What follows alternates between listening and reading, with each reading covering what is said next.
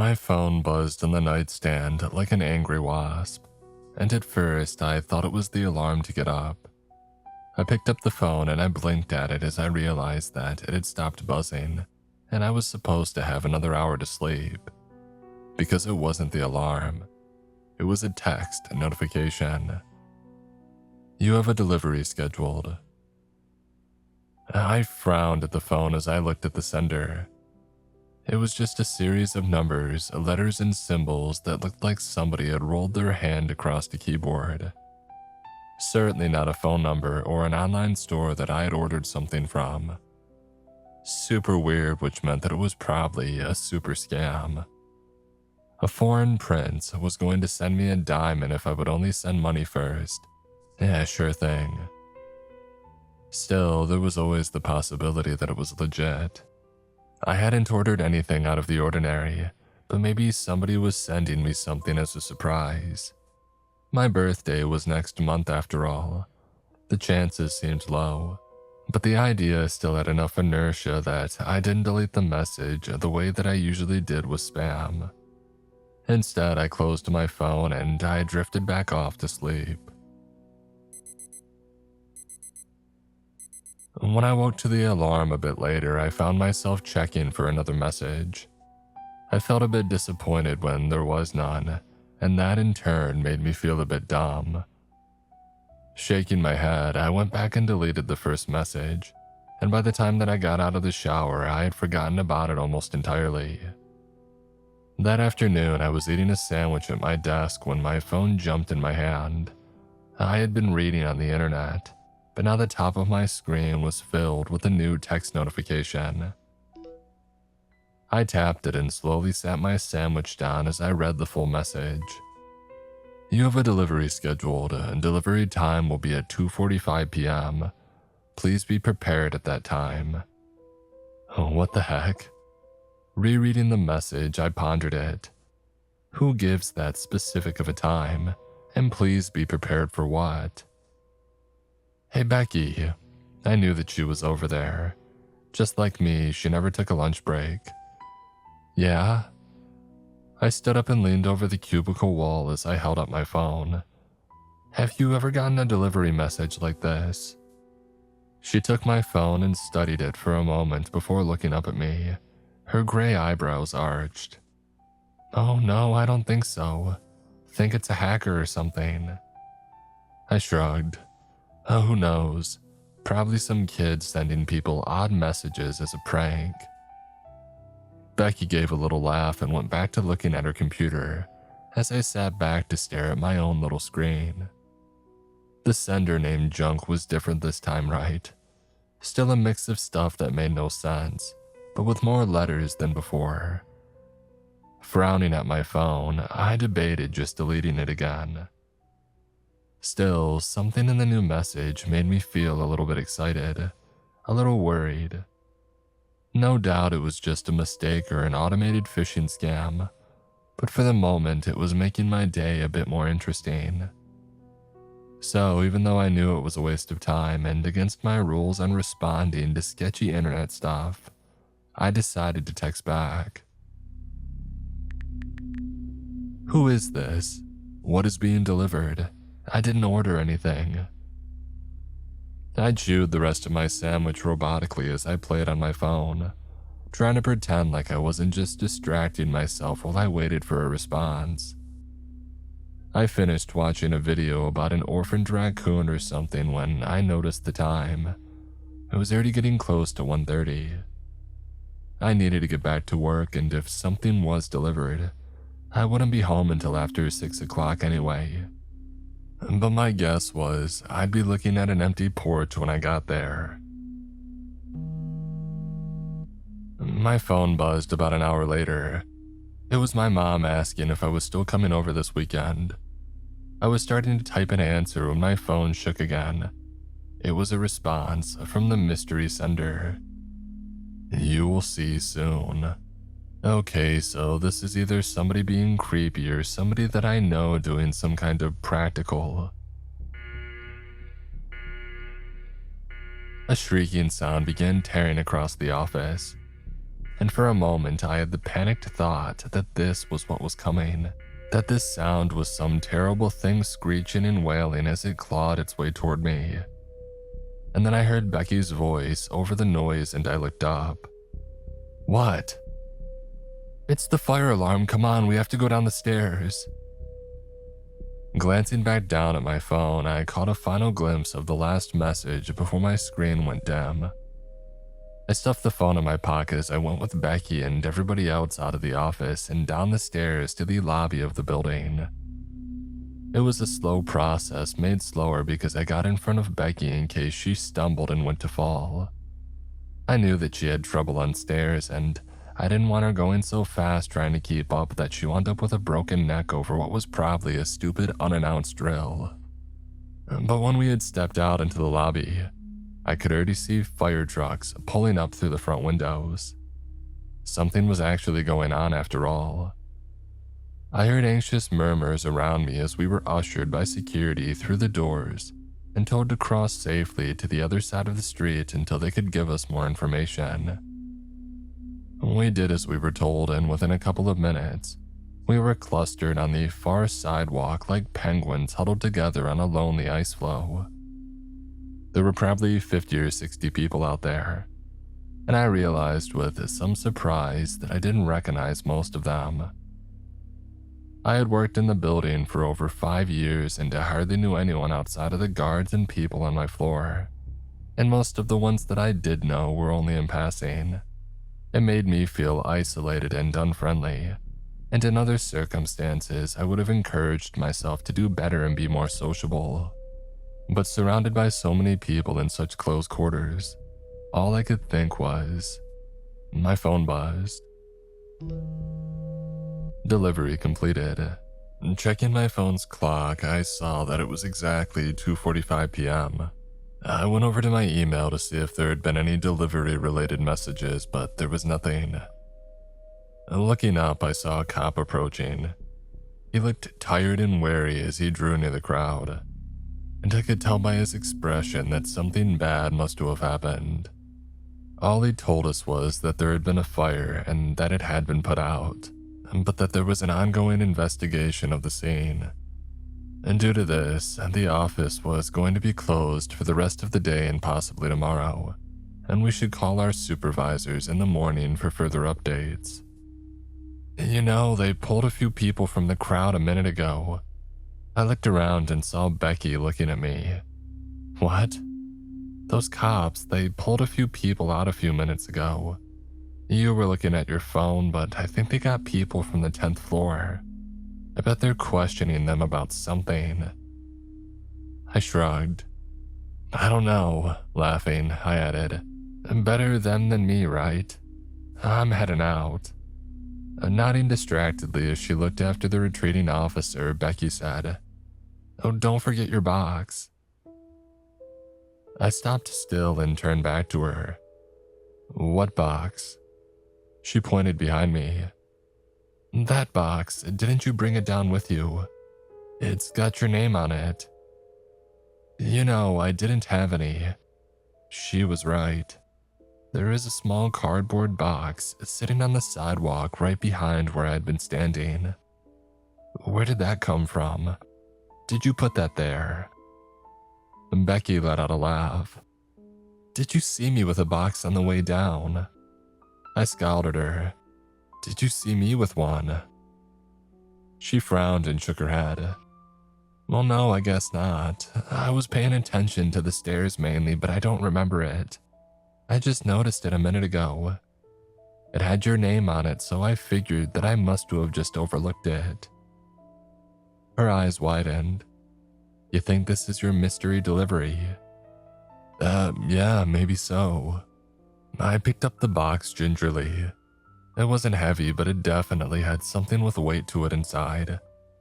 I wanted to open it then and there, but it was taped up and people were already moving toward the nearby parking deck that our office had validated. I went along with the herd, hurrying to the 3rd floor deck where I hopped into my car and cut the tape with my house key. The thought that this was a bomb, maybe some extension of some act of vandalism in the building, It fluttered across my mind, but I pushed it away. Why would somebody target me of all people? And it wasn't like I wasn't going to open it. I had to know what was in there, right? And so I opened it, and it wasn't a bomb. It was a camera. Small and black, the digital camcorder seemed expensive and nice, though I hadn't used anything other than my phone to record video since I was in college, so I was no expert. But nice or not, it was a weird gift to send me. I wasn't some big recording guy, and even if I was, I wouldn't lug around a camera to do it. It was then that it struck me that the camera wasn't in a box or a package of its own. It was literally just stuck down in a plain cardboard box. So was it a used gift, or was there something on it already? I tilted the box back and forth, making sure there was nothing else in there before reaching my hand in. The camera felt cold against my palm, and it took me a minute to find the tiny power button on the side of it. It had one of those tiny flip-out screens, and I figured that was the best way to see if it worked, and if there were already videos on it. There was just one video, 59 seconds long. It showed a woman going into what looked like a small computer server room in an office that looked similar to my own. The door was pulled shut behind her by an unseen hand, and when the shot pulled back, it was clear that something had been wedged to keep the door from opening again. If she had had more time, the woman might have beaten on the door and yelled. If she had had more time, she might have called for help and said that somebody was squirting something under the door, because I was watching the tip of some black container being pushed against the bottom of the door and squeezed repeatedly. If she had had more time, she might have begged for them to stop when she heard the snick-snack of the lighter being triggered, or smelled the faint traces of copier paper set aflame, before being tossed down into the puddle trailing out from the bottom of the server room door. But she only had 15 seconds to react to the door being shut and wedged, some accelerant being sprayed into the room and the room being set alight. After that, she screamed for help for a few more scattered and painful moments of life. But it was too late for help, too late for anything. The fire was already eating her flesh, eating her words, eating her life. Oh God, why would anybody do this? And why would they show it to me? My phone buzzed on the seat next to me and I let out a startled yell. I didn't want to pick it up, but I would need to anyway. I had to call 911. I had to try to help catch whoever did this. Swallowing, I saw that it was another text notification, and I forced myself to tap it open. You have a delivery scheduled. 911, what's your emergency? I just got this package. There was a fire or something at my building and I was... Sir, I need you to slow down for me, okay? Do you feel safe where you are right now? Yes, I don't know. I think so. I'm in my car. Okay, that's good. So take a breath for me and then try and tell me what's going on. I work at Redacted. It's in the Redacted building on the 12th floor. A little while ago, the fire alarms went off and we had to go outside. And then we were told by the cops that the office was closed. There was some kind of investigation going on. Yes, I'm pulling up dispatch logs and seeing that call went out earlier. Sir, if that's the only reason you're calling, then rest assured that... No, listen, please just listen to me. I started getting weird texts this morning saying that I had a delivery coming. I hadn't ordered anything, but they kept getting weirder, kind of creepy. Then, when we were all outside after the fire alarm, I find a package addressed to me. I open it up and there's a camera in there. There's a video on it of what looks like somebody being trapped in a room and burned alive. It looks like it happened on one of the floors of my office building. That sounds very upsetting, sir. You say that you watched this video. Yes, it was terrible, but yes. And you think that this might have happened in your building? I don't know, possibly. What floor do you think it might have happened on? You know, if it did happen. What? How would I know? Look, I didn't have anything to do with this. I just got this video randomly in. So you think that somebody just randomly picked you out to send a video of them murdering someone? How the hell should I know? Look, I'm just trying to help catch the sicko that did this and... Sir, I need you to remain calm. No need to be defensive. I'm here to help. Where are you right now? I'm in my car. 3rd floor of the parking deck that we all use for work. It's the closest one to the building. Got it. Sending someone to you now. Just stay in your car with the doors locked for me, okay? And stay on the line. Yeah, okay. Oh, maybe the 10th floor. What about the 10th floor? My friend Becky said that she saw people from the 10th floor being pulled out of the crowd by the cops. So maybe if this video is from today, it happened on the 10th floor. But I mean, the cops should already know where it happened, right? Sure, but as you can imagine, it's been a busy day for all of us. Yeah, sure. Are they almost here? I'll be happy to give a statement and all, but I'm kind of freaked out. I want to get rid of this thing. Rid of what thing? What are you trying to get rid of? What? The camera. I don't want to be near that disgusting thing. Oh, I thought maybe you meant the bag under your seat. What the hell is this? This isn't mine. What isn't yours, sir? I need you to talk to me. There's a bag under my seat with gloves in it. I opened it up and it smells really bad. What is this? Did you plant this in my car? Sir, you're growing hysterical. Please remain calm. No, you're in on this. You're trying to frame me or something. What are you talking about, sir? You asked about a bag under my seat. How did you know there was a bag under my seat? Sir, I didn't say that. You must have misunderstood me. I know this is hard, but I can assure you, nobody is trying to frame you for anything. I don't know what's going on. I understand, and I'm here to help. What was it you said you found again? A bag. There was a sandwich bag with rubber gloves in it. I opened it up and it stinks. Does it smell like carbon disulfide? What? How would I know that? Sorry, does it smell like rotten eggs? Yeah, I guess. Look, I sealed it back up and put it on the seat next to me. It'll have my fingerprints on it, but I swear I didn't put it there. I've never seen it before. I understand. Please remain calm and remain on the line with me. Someone is almost there. Okay, well, Wait, my phone just buzzed. Just a second. It's another message, like the other ones. It says delivery completed. I think that I need to go. I can drive to the police station or something.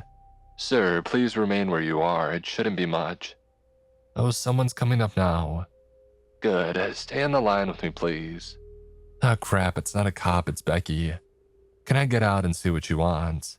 Please stay in the car, sir. But it's just my friend. What? What are you doing? What the? No. Sir, what's happening? Oh God, what? No. Sir? You've got to help her. Oh God, she has to be dead. But you have to come and try and help her, please. Oh God, oh, what the hell?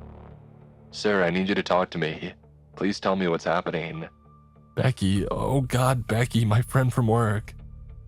She came up to my car and pulled out this black thing. It looked like the thing that the killer had used in the video. She squirted something on herself and set herself on fire. Oh God, she's not moving anymore. So you're saying your friend Becky from work just came up to your car and set herself on fire? Am I hearing you right, sir? Yes, Yes, she did. I understand. Do you see anybody else around? No, but I need to go somewhere. I can't stay here. Sir, you're now at an active crime scene. Please do not move or leave the area. But oh no. What is it? I just got another message. It says you have a delivery scheduled. God, why is this happening to me? How about now, sir? What? How about now what? Do you feel safe now? Do you often find that you, think that people are plotting against you? I looked across the steel table at the man sent to evaluate me. He had been there less than 5 minutes, and I could tell that he was already anxious to have this over with. Not because he was afraid of me. I was handcuffed to the table, and it was bolted to the floor. No, he wanted to be gone because it was all a waste of time. I had a strong feeling that he had already made up his mind before he came into the room. The problem was, I didn't know what that meant. Was he going to say that I was sane and turn me back over to the police? Or was he going to say that I was crazy and keep me locked up in this place? Either way was bad. But I wasn't sure they weren't preferable options to being out there in the world. So I was honest. No, not until last week when I started getting the weird text messages. The doctor pursed his lips as he glanced over his paperwork. Yes. These delivery messages you said you received both before and after the, incident at your workplace. I tried to keep the irritation out of my voice. It wasn't an incident. Some poor woman was murdered on the 10th floor. And no, I didn't know her. I work on the 12th floor. And no, I didn't kill her.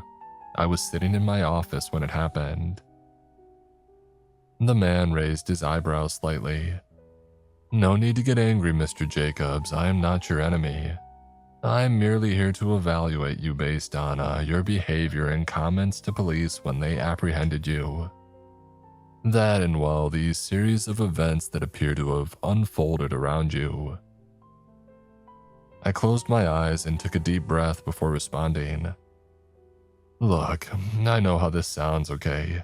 A woman dies, gets killed in my building, and then my coworker is found burned to death outside my car in the parking garage.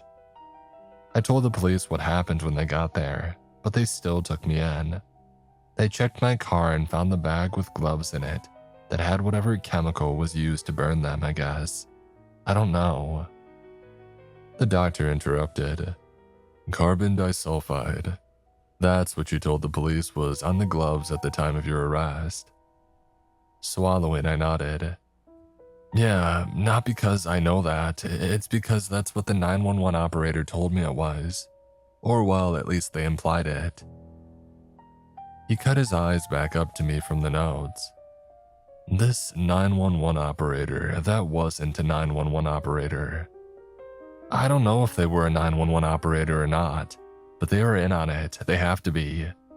The things they were saying, the stuff they knew. They or somebody had planted those gloves in my car. Sitting the notes back on his lap, the doctor looked up at the ceiling. But you say you did call 911. Clenching my hands, I nodded. I did, but like I told the cops, after Becky did what she did, I hung up on them. I was going to call somebody else and try to find another number for the police or something, when I noticed that my phone was wrong. Your phone was, wrong. I sighed. Look at my phone, I've had it for over 2 years. It's a little banged up, but I've taken good care of it. The only thing is, a month ago it fell out of my pocket when I was getting out of the car. I thought it was broken, but it was okay except for a little piece on the back where the plastic is rough now. It's hard to see, but it would always poke me when I held the phone a certain way. It bugged the crap out of me.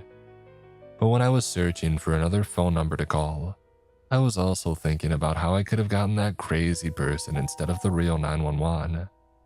Had they messed with my phone? So I checked. That spot on the back was gone. That's when the police came up to the car and ordered me out. I tried to tell them that it wasn't my phone, that it had been swapped out for one that they could control, but they wouldn't listen. I had started staring at the table as I spoke, and when I looked up, my stomach sank. The doctor was smiling thinly at me. So to be clear, according to you, you've been getting strange messages on your phone A woman in your office, in your building, is murdered by arson. A few minutes later, you get a video of that murder.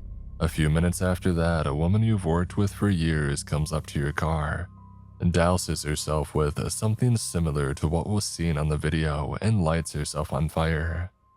And this occurs while you're talking to a mysterious person who is in on it after trying to call 911. When police arrive, you're in a car with gloves potentially used in these crimes, talking about how your phone is not your phone. You are then arrested, and after being interviewed, you become irate. They give you a sedative and send you here. Does that pretty much sum it up? I shook my head. Hey, I know how that all sounds, but check my phone. That phone, it should have at least some of the text messages on it. And you should be able to see that I was on the line with 911 for several minutes. The doctor frowned at me. Oh, the problem is that they have checked. There's no indication that you got any text messages like the ones you describe, and there's no record on your phone or otherwise of you making any calls to 911 or any other number that afternoon. In fact, the only evidence we do have are things that point towards you being involved. There's no sign of any conspiracy, no proof that you're being framed, just you and the people dying around you. Picking at his pant legs, he went on. I'm not here to interrogate you, Mr. Jacobs, only evaluate your mental stability. The version of events that you've described is, frankly, fantastic and unbelievable. What I have to determine is if this is a product of genuine mental health issues or simple malingering. He stood up. To that end, we're going to do a series of tests this morning, assuming that is still necessary after you're shown what has been found. Somebody is here to see you. With that, he knocked on the door and stepped out. As he left, a frail-looking older woman stepped in, her eyes red-rimmed and shining as she looked at me. Mama? Wally, are they treating you okay? She looked so painfully old and thin as she moved over and sat down across from me, a small brown sack clutched in her left hand. I reached forward as much as I could and she took my hands with a warm squeeze. Not being mean and feeding you okay? I nodded, tears filling my eyes. Yeah, my head hurts from where they drugged me, but otherwise I'm okay. But Mama, you gotta help me, I didn't. The words died in my throat as she raised her hand. Her face was full of pain and sadness as she shook her head slightly. Oh no, honey, don't lie like that. Not to me. She lifted the sack from her lap and sat it on the table. I've already seen the video that you made. I felt my tongue going numb as I looked between her and the sack. I had no idea who she was talking about, but it was obviously very bad. Mama, what video? She looked exhausted as she reached into the paper bag and pulled out a cell phone.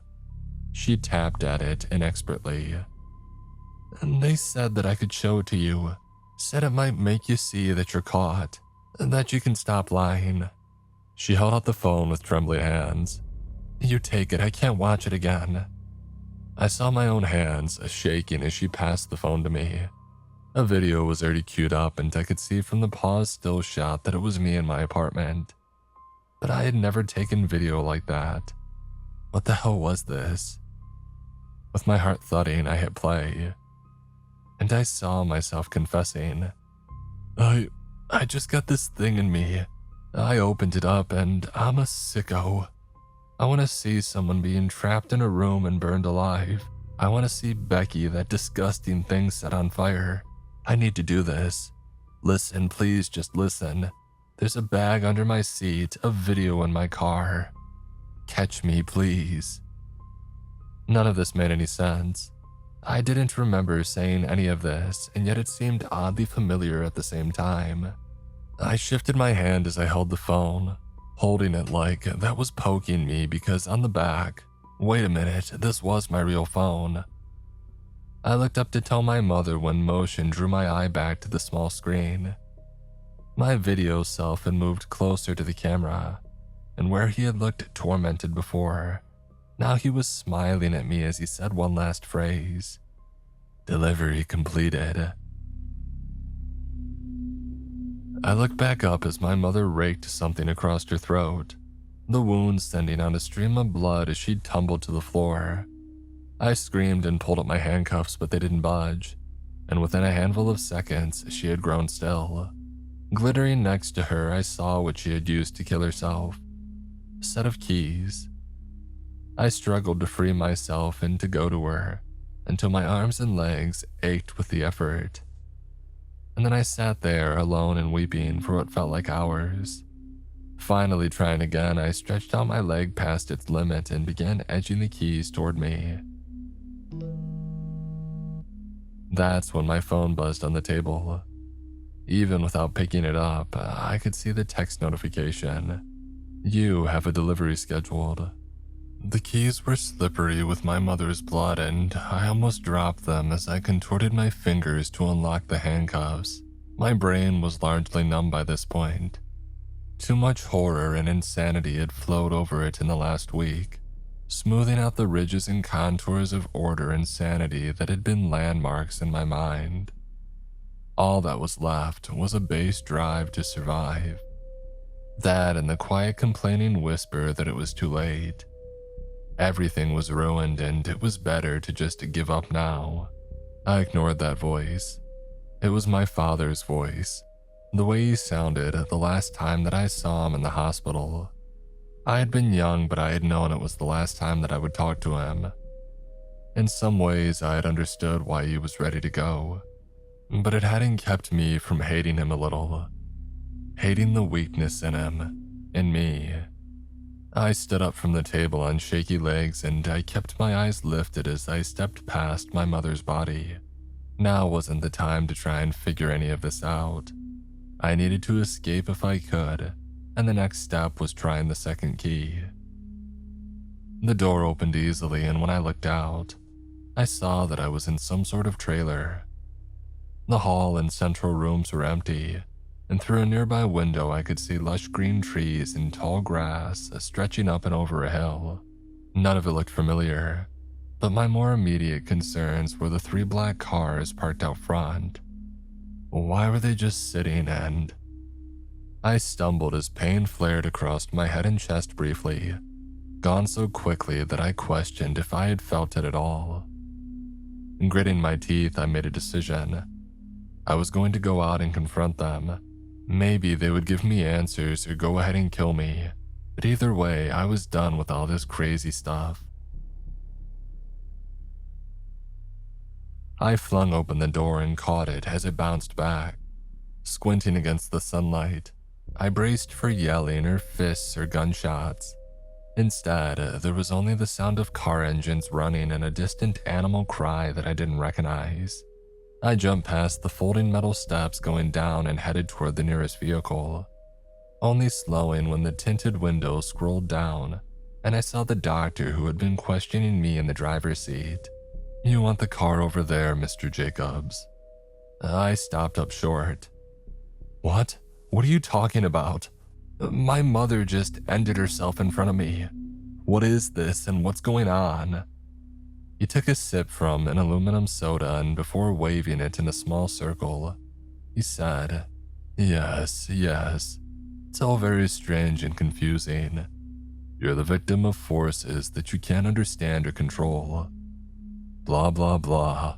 I'm sure this is all very interesting to you, but it isn't to me. So go get in that car and drive away. Run while you still can. I took a couple of steps forward and I saw the man's drink had been replaced by a small pistol.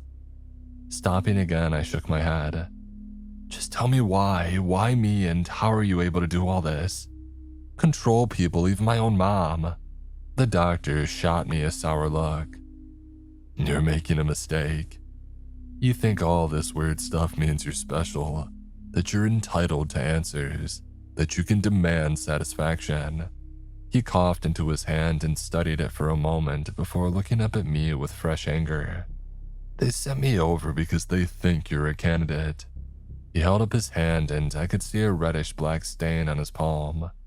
but the way that we do it, it's not so easy on the body. And the longer that I'm here, the worse it will get. So you need to decide. Are you going to get in the car and drive away? Or am I going to empty this gun into you right now?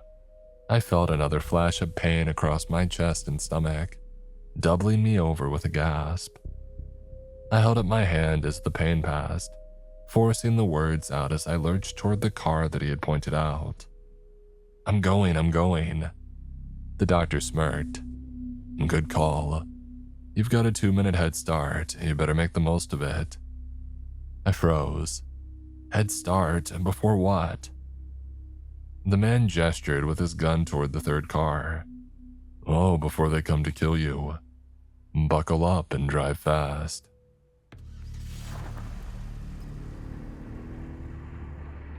I was driving less than 3 minutes when I saw the other car approaching in my rearview mirror.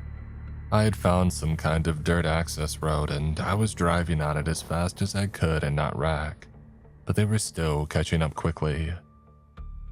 I looked around again for signs or some other indication of where I was or where I could go for help. So far there had been nothing. No buildings, no other cars or people. But there was a paved road up ahead and just before it, a small white road sign with an arrow pointing right. Glancing in the mirror, I saw that they were less than 50 yards back now. I looked again at the approaching sign. Oh, what language was that? Russian maybe. And below that it said, Pripyat, 5 kilometers. What the hell? The steering wheel jumped in my hands as I was struck from behind. I gripped it tighter and I steered into the blow as I pumped the gas and made a wide turn onto the paved road. Turning around to look, I saw that. I shuddered as a wave of pain flashed through my left arm and both legs. I managed to stay on the road, but just barely, and the loss of speed cost me the little lead that I had gained. They were coming again, and they had reached me before I got to whatever town this was up ahead.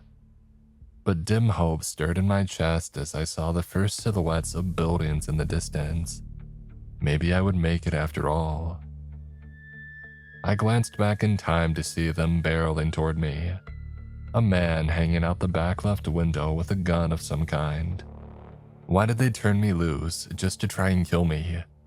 Is this all some sick joke to them? No, I needed to stay calm, think slow and act fast. They want me angry and scared, and they want me to run. I had to stop giving them what they wanted, and so I stopped. Slamming down on the brakes while popping the parking brake sent the car skidding a little, but I held it straight enough that when they slammed into the back, they hit head-on. A new pain flashed across my chest, but this time it was from the seatbelt, cutting into me from the impact. It hurt, but looking in my side view mirror, I could see that I hadn't gotten the worst of it. The gunman had been ejected and flung against some nearby trees like a rag doll, and as I opened the door, I heard a wail of pain from somewhere in the car behind me. I had the vague worry that I might be shot or run over as I walked away from the accident, but it was just that small, whispering voice again, telling me that it was over, that it was okay to quit.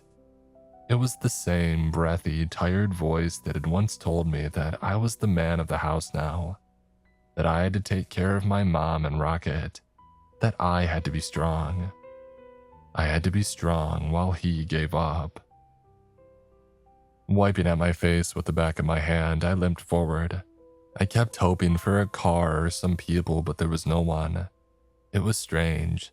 Things weren't dirty and they didn't look abandoned, not exactly. But as I entered the town, I could tell that the buildings were old and hadn't been lived in for years. I had 2 more shivers of ghost pain, but they faded fast, and I found that I was growing used to them, as strange as that seemed. I considered exploring the buildings, searching for a phone or something, but instead I kept to the main road. I followed it through town and to the woods on the other side. This road was better maintained, and I had already seen signs that let me know where I was headed. Chernobyl nuclear plant. there would be someone there, even if it was just a guard to keep tourists at bay. My stomach lurched as I saw another black car rolling out from between the trees to my left. This would just never end, would it? I had died and gone to hell or something. That was the only thing that made sense. This was all just endless, insane punishment for something that I had done and I couldn't remember. My phone. My real phone, it buzzed in my left pocket. I had forgotten that I even had it until then. Cursing my own stupidity, I dug it out, intent on calling someone or anyone for help before they took me again. I froze when I saw that I had a new text notification. Delivery complete. I looked back up to see a young woman approaching me. She met my eyes without smiling and stuck out a small brown envelope. When I took it, she returned to the car and sat watching me. I wanted to throw it away, to refuse to open it, but I was so tired and used up, too tired to fight or rebel any longer. I just needed answers or for it to end. And so I tore open the envelope and found a small digital recorder inside. When I hit play, a deep voice crackled out from its small speaker. Hello there. I know you've been through a lot, lost a lot, and no doubt you want answers. You want this over with. You want your life back, right? After a pause, as though the recording expected a response, the voice continued. Well, the good news is that if you're hearing this, you're special. And because you're special, I'm willing to give you everything you want. Answers, a peace, your happy normal life back. How does that sound? Another pause and then, Crazy, right? I know. But I assure you that it's true as well. All you need to do is go with the nice lady in the car. She'll drive you to a place nearby that's, well, it's special too.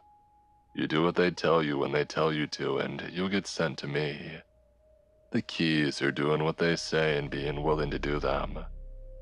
For the methods to work, you have to be willing. Understand? And you may be asking yourself, what if I don't want to go with the strange lady? What if I want to run or fight? I say to you that those are fair and reasonable responses. Unfortunately, unlike the scenarios that you faced in the last few days, this one doesn't have branching paths or built-in chances for your continued survival. There are currently 2 snipers trained on your position. If you do anything other than go and get into that car, your time in this little experiment and your time on this planet will be at an end. As will all things, the choice is yours. Hope to see you soon. I had started looking around as I listened to the recording and trying to see if I saw the glint of glass or metal from a nearby shadow, but of course I saw none. I didn't doubt what the voice said anyway. After all that I had seen, a couple of marksmen ready to kill me seemed almost mundane. Clutching the recorder, I walked to the car and got in.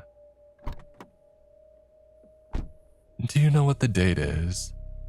Not really, July 22nd maybe.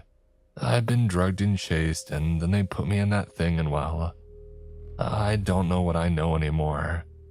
The woman frowned at me. Oh, that's the point of these initial assessment questions. Travel via the bowl can lead to disorientation and confusion, even dementia. We need to see how well you're able to function before starting any orientation.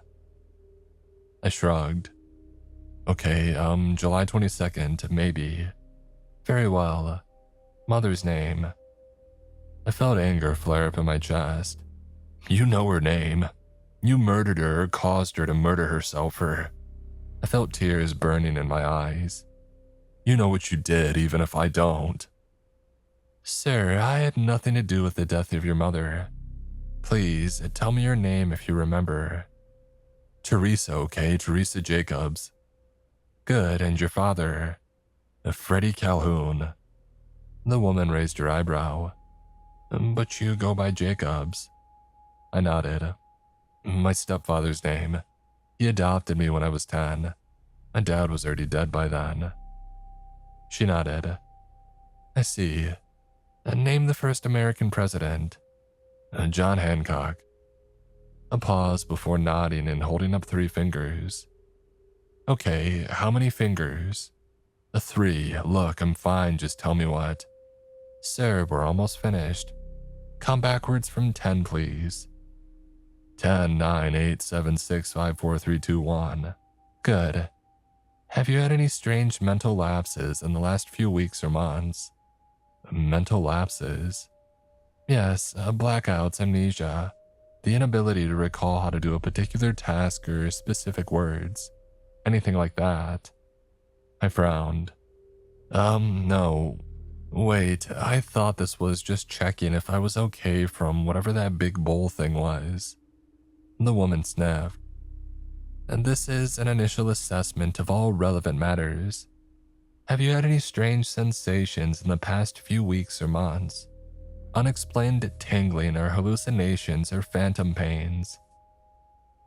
Leaning forward in my chair, I resisted the urge to grab her.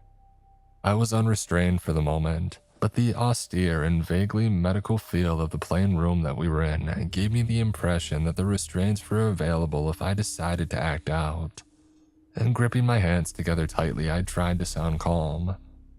Yes, I've had weird, unexplained pains. It started yesterday, before you people put me in the bowl. She nodded. I see. What is your name? I clenched my hands tighter. Lady, I'm not crazy. I just want answers or for this to stop. Something, not this BS.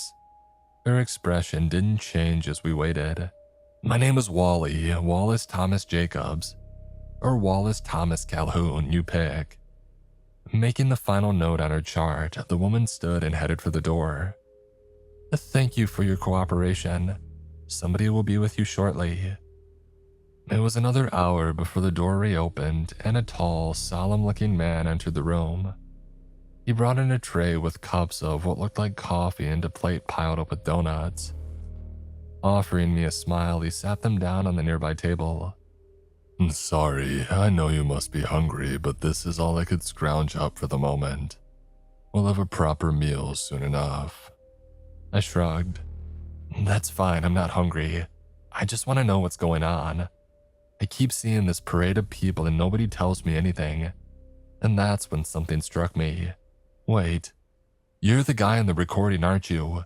The one that threatened to have my head blown off if I ran. The man's smile widened as he looked at me. Guilty as charged, but please don't hold it against me. I was just giving you a little push toward making the right choice, which you did. But rest assured, those theatrics aside, I'm very honest and easy to get along with, and I think in time you'll find that we have a lot to offer each other. I went to say something sarcastic, but the man had stepped closer and was holding out his hand. But I'm being rude, coming in and running my mouth without even introducing myself. I put out my hand uncertainly and the man gripped it tightly, his skin cool and faintly greasy to the touch. You can call me Mr. Solomon. Do you watch much TV? I stared at the man warily. Mr. Solomon had only been in the room a few moments, but I already felt a growing sense of unease and hatred at being in his presence. Maybe it was just because he was the current face of all the madness and death that I had seen in the last few days, but I wasn't so sure. Because I felt like I had been trapped in a hurricane, a chaotic but mindless force without a will of its own. You could try to hate it, but what was the point? But this man, I wondered if he wasn't the one guiding the storm that destroyed my life. Glaring, I shrugged in response. I guess. Solomon nodded and smiled, seemingly unfazed by my stare. Oh, me too, I love it. All kinds of shows, really, but my favorites are always the ones that have a bit of the fantastic in them. Dramas with surprise twists, science fiction asking the big questions, heroes and villains, life and death. You know what I mean. Yeah. Smirking slightly, the man went on. I understand your surliness and I'm going to ignore it for now, but back to my point. The big problem with so many of these stories is that the heroes and sometimes even the popular villains aren't in any real danger. Oh, they pretend that they are and the viewers go along with the joke. But in truth, there's an unspoken pact between the creator and the audience that the people they really like just won't die. When I didn't respond, he went on. In your world, do they use the term plot armor? I raised an eyebrow. What the hell was he talking about? Was he in here to talk about TV shows? No, I don't think so. So the bowl did bring me to another world. Solomon chuckled. Well, yes, of course. I'm not going through that thing to talk to you. We don't even know how it really works, you see. We can stimulate it and direct where it leads, but from what we do know, there shouldn't be any side effects to travel if it's done right. And while we aren't doing it quite right yet, he rolled his eyes. And believe me, I'll hear complaining from Jeffries. Sorry, the man that questioned you yesterday in your world, that he had to go over and help collect you. Assuming he makes it, of course. I felt new fear running up my back. So he's sick from going through the bowl. Am I going to get sick too? Solomon grinned. Oh, most likely not, and that is a good segue back to what I wanted to talk about. Plot armor. He settled back in his chair. Plot armor is a pop culture term in this world that applies to these story phenomena that I was just describing. If you're the main character, you're safe. Not because you're strong or smart or skilled. You understand. You're just arbitrarily protected because you have to live for the story to continue. Whether it makes sense for the plot or the reality of the story is of secondary concern. What's the point of any of this? His eyes narrowed. Oh, don't be rude. I'm trying to give you an explanation that you might understand, to help you. So don't be rude and don't interrupt. Or don't they have manners where you come from? Clenching my teeth, I quietly nodded. Good. Now, as I was saying, plot armor can be a powerful thing in a story.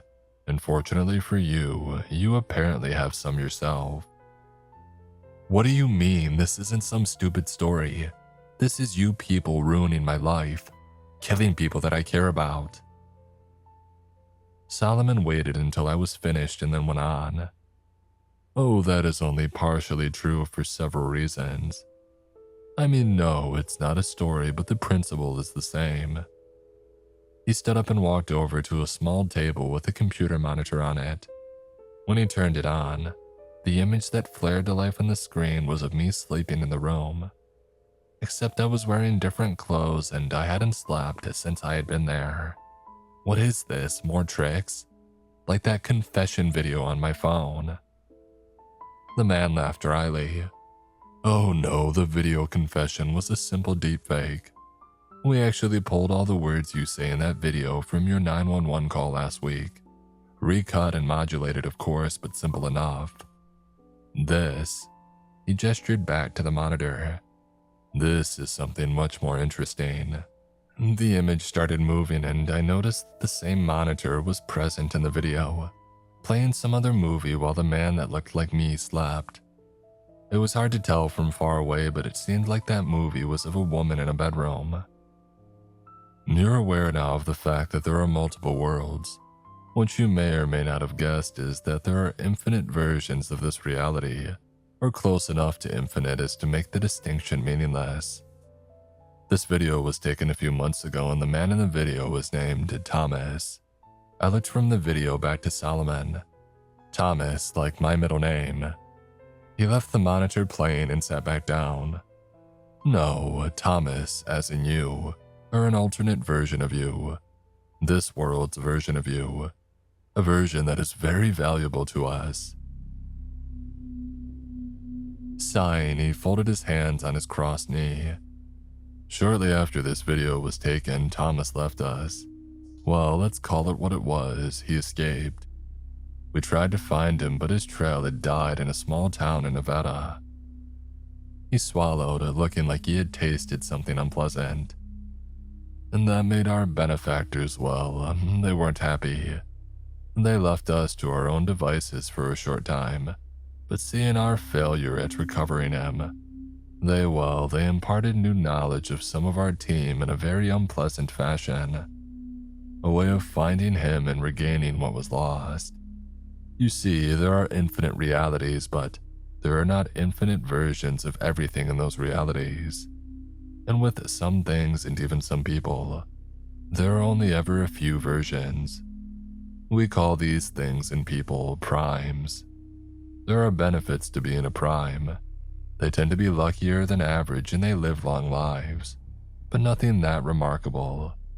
Well, there are a few notable exceptions, but the point is that the universe just seems to protect them a bit better, give them a bit of extra cushion, plot armor if you will. And that plot armor gets stronger the fewer versions of a particular prime that are left. Solomon sighed. That being said, there is a threshold, and don't ask me what it is because it apparently involves so many variables that even our math guys can't really predict it. Where if there are few enough of a particular person or thing, a particular prime, the balance shifts back the other way. Instead of the universe just protecting the versions of that prime, it starts attacking them too, thinning them out, trying as best as we understand to reach a singularity. He pointed at me. You and Thomas are alternate versions of a prime, and based on what we've been told recently, you are likely the last two versions. So far, your luck and his have held out, but it's only a matter of time. It's coming down to a tug of war between the two of you, and it's a contest that you'll lose.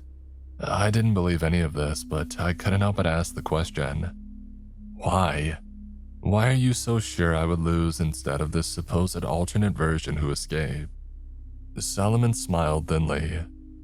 Two reasons. The first is that apparently as things grow closer to there being only one prime, the remaining versions begin to suffer symptoms. The version that is most likely to be the survivor, the singular prime, they tend to get blackouts or memory gaps. They often have trouble with certain ideas or words. All the rest, well, the losers, they began feeling the echoes of each other dying as the universe eats them one at a time. Those phantom pains you've been having more and more frequently, those are times that another version of you died. I felt a ball of ice beginning to form in my stomach. Okay, then what's the second reason? The man looked more serious now. Thomas has something inside him, something that is protecting him. He was already showing signs of being on track to be in a singular prime before it was implanted. Memory loss, a special connection with another past valuable asset. But we were ignorant of what these symptoms actually meant until our recent education. But with his implanted ally, he has something making sure that he stays safe. And as I hope I've made clear, his safety means your doom. I stood up and began pacing. When I glanced back, I saw that Solomon had produced a small gun, but he only watched as I went back to walking. So what is all this? Why am I here and what do you want from me? We believe that you can find your alternate self where we cannot, that the safeguards that hide him won't apply to you. So we want you to find him and bring him back here. This may sound like a daunting task, but we have it on good authority that you have a significant likelihood of success. I stopped walking again and I stared at him. So what? You want me to go find this alternate Wally or Thomas or whatever and kidnap him and bring him back to you assholes? Solomon's face darkened slightly as he nodded. Oh, precisely, and if you do that, you'll be free. More than that, we can aid you in selecting one of the better versions of your life to set up shop in. They're all up for grabs except for yours and Thomas. He chuckled darkly. And trust me, you don't want his. I frowned. Because you're going to kill him, right? Or are you going to leave me alive and let the universe eat me anyway? Because from what you've said, there can only be one of us left before it stops. Solomon regarded me for a moment as he raised a finger and pointed it at me. Oh, that's a good point, and one you'll have to trust us on a bit. But I assure you, once we have extracted what we need from Thomas, you will find yourself safe and sound, in a new and better life, and you'll never hear from us again. No. The man frowned. I understand this is a lot to wrap your... No, I understand it fine. I believe what you're saying. You destroyed my life, or at least gave the universe a helping hand. All to see if I was the best candidate to send after this guy Thomas, who is again, according to you, an alternate version of me, who you had locked up for some god-awful reason, I'm sure. And now you're trying to manipulate me into going and hunting him down based on a promise that you'll give me a new life that used to belong to yet another version of me that you probably also had a hand in murdering. Is that about sum it up? Solomon shrugged. Well, that's largely accurate, but screw you, that's my answer. I'm not hurting anybody, and I'm sure as heck not helping you. You want him, go get him yourself. Solomon's face went pale with what looked like a combination of fear and anger. As I've said already, we've tried and we've failed. If we fail again, well, we can't fail again. I shrugged. I was brimming with anger, and I knew that I was likely about to die or get tortured, but I didn't care. Well, it sounds like your bosses are just like you. Giant losers. You're bad luck.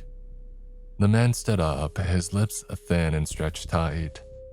I can see my attempts at being honest and civil are pointless. He looked up at the camera in the corner of the room. Take him. A moment later, the door opened. Several large men in scrubs came in and took me to the floor, and while I struggled, it was no use. Within a matter of seconds, they had injected me with something, and I felt my body growing heavy and numb. I saw the room shift, and I was put on what I guessed was a gurney of some kind and moved down the hallway. We traveled down several halls before coming to another room. When they wheeled me in, I saw that it was already occupied. There was a monster inside. The thing was chained down and had wires and various prods covering the enormous worm-like length of its pale red flesh. And as we entered, I saw it turn what I supposed was its head towards us. It moved tentacles studded with black rocks and oozing a gray liquid in a gesture that might be a threat, but it seemed more like a plea for help. I had a feeling that whatever it was a prisoner here too. I found myself overwhelmed with terror and despair, and my inability to move more than my head or to even scream made it all worse somehow.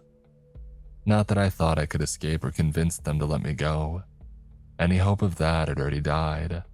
I just wanted to cry out at how wrong and unfair it all was. One final protest before the end. As if reading my mind, Solomon appeared over to me again. Oh, never fear, Wally. You're not about to die. Nothing so fortunate for you. My hope had been that you would be reasonable.